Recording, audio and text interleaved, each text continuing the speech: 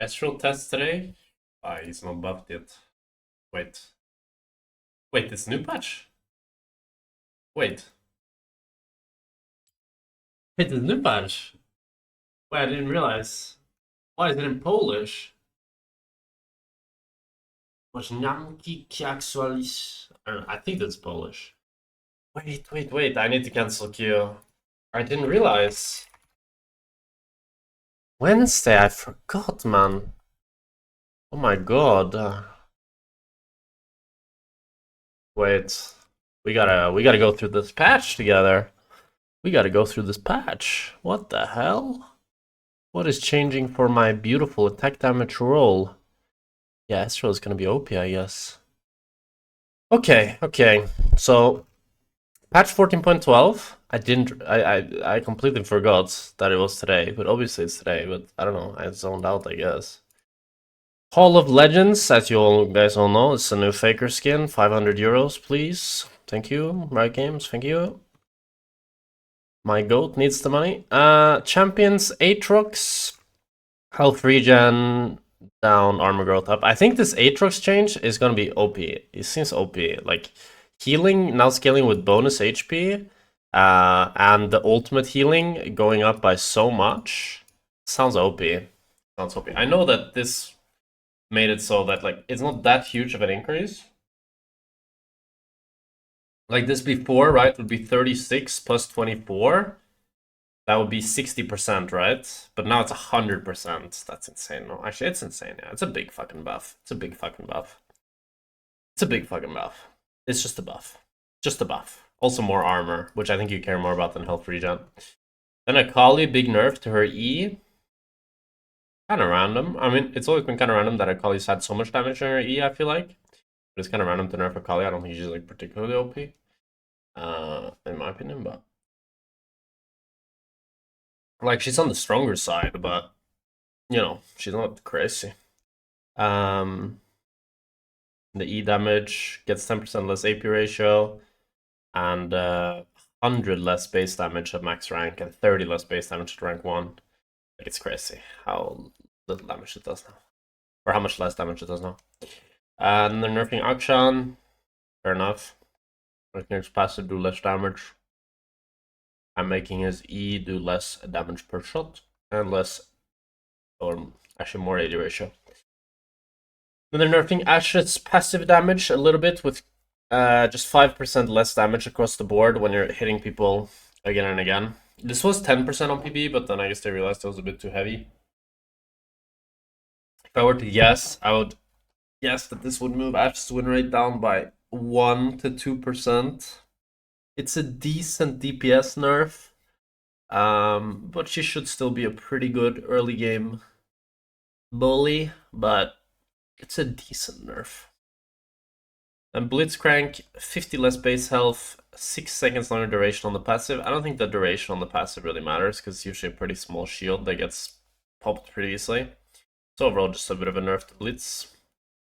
They're making some interesting changes to Corki. Corki's rework was intended to make him an easy-to-play early game lane bully. So far, it's been successful. However, the degree to which he's an early game bully is much too severe, especially concerning his early burst of his E max lethality builds. We're making some adjustments to lower his early burst. He has time to spare and make Q max and E max viable alternatives. Corki is strong but not particularly overpowered from what we can see so far, so we're only making some light nerfs and power adjustments this patch. He's losing 3 AD, but to compensate, he's getting 0.5% attack speed per level. And his Q is getting 20 more damage max rank. And a higher AP ratio, which I don't think really matters because you're not buying AP on him. Yeah. And then the cooldown is going down by 1 second at all ranks. The E is doing 20 less damage at max rank. And shredding 4 less armor and MR at max rank. While also costing 20 more mana. Which is interesting. I think forcing him to use more mana can maybe put him more into like Essence River type of build. Maybe that'll make him build that more often. We'll have to see. Ezreal was quite weak after 14.10 itemization changes. Overall though, just to like finish on the changes, I don't think it makes him much weaker. I think this kind of balances each other out. Although it makes him weaker in the early game, this makes him have better scaling. I believe the lethality build shouldn't be that good anymore. And my prediction would be you either go Essence River Infinity Edge or you go Trinity Force Infinity Edge in most games after this change. And maybe you put more points into Q now, but probably still Emax, I would think, to be honest. So Ezreal gets 0.25 attack damage growth. He gets 10% more total AD ratio on his Q, and he gets 25 more damage on his ult first rank, 50 on second rank, and 75 on the max rank. Overall, really big Ezreal buffs. But I think it's fair. I think he was one of the weakest ADCs in the last patch. And my theory is that he will now go from being really weak to either being good or even strong. But I don't think he'll be overpowered. He could be, though. I could be wrong. I could be wrong. But we'll have to see. Karma also getting buffed, which is a good pairing with Ezreal, which you could make think that maybe Ezreal is stronger as a result of that. The shield value on her E is going up, and the bonus movement speed duration is going up by half a second. And the Defiance bonus shield, like when you E Inspire shield value, E Defiance bonus shield value. Defiance is when you press the ult or what? Okay, so both the ult E and the normal E is getting buffed. Overall, though, like I think this is good buffs for Karma, but I don't think it does that much. But I do think Karma's been too Q reliant for a while. I think she should have more power in the rest of her kit. Because she's such a boring champ when she's just a lane bully that just presses Q. What language are the patch notes in the client for you? Polish, I believe. I believe this is Polish. I don't know what. Maybe it's not Polish. Actually, I don't know what language this is. It's Czech? Oh god. I don't know why that's my language. I don't know. I am in Spain with my Windows settings set to English. But yeah. Master Yi nerfs. We slightly overshot Master Yi's buff last patch, and with the golden nudge toward being a strong beginner jungler, this round of nerfs started mostly more difficult and elite skewed outputs like the short duration damage reduction on meditate. Bonus damage on monsters down by 10. Initial damage reduction down by 20%. Cooldown up by 1 second. Fair enough. Fair enough. Big Neferi buffs here. The pack mates now do double damage, level 1. And they scale up to doing a bit more damage while also having a higher bonus AD ratio. And Neferi Q.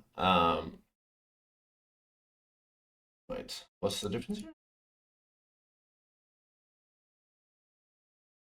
Execute 30 invasive minions and minion monsters versus the minions and non-epic monsters. I don't understand what this does. Some rules update should make her much more forgiving and faster in the jungle. Okay. Heal on bleeding target, champions only, champions large epic monsters. So they're buffing the Fury in the jungle, while also buffing the Q cooldown by 2 seconds at rank 1. Pretty big Neferi buffs. Could definitely see her going a bit better. Now is a bit weaker than we think she should be, and as a result, is forced to be quite bursty and rely on enchanters to get through laning phase. By raising her baseline durability, she should have a nicer laning phase and more space to play out longer team fights come late game. Nala's been pretty weak, I agree. 2 more health regeneration and 0.3 armor growth. Bump her up about 0.5% win rate. She gets what? At level 3, she has 1 more armor nearly. At level 4, I guess it's like 1 more armor. Game changing, but helps her a little bit to be a bit more durable, yeah.